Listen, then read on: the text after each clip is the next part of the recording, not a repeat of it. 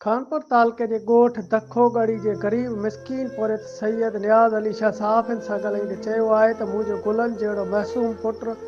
गुज़िरियल 3 साल पहिरियां घर जी छिति मथां किरी ज़ख़्मी थी पियो,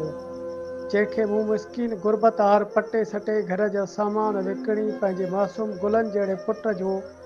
मुख़्तलिफ़ इस्पतालनि मां काफ़ी इलाज कराइण बावजूदि मुंहिंजे पुट जी तबियत बहितर कोन थी सघी आहे।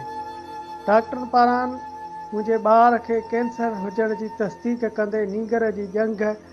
तमामु ख़राबु हुजण जो ॿुधायो आहे ऐं ऑपरेशन लाइ कराची इस्पताल में खणाए वञण जो मशवरो ॾेई रहिया आहिनि। हिन इलाइक़े जे चूंडियल नुमाइंदनि MNA वफ़ाक़ी वज़ीर मीर आबिद हुसैन ख़ान भयो ऐं MPA सूबाई वज़ीर तवानाई इम्तियाज़ अहमद शेख समेत सभिनी मुस्लमान भाइरनि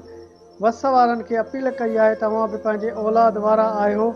ख़ुदारा मूं मिसकीन पोरित सैयद ज़ात ते रहम खाए मुंहिंजे बचिड़े जो ख़ुदा वास्ते कराचीअ मां कैंसर जो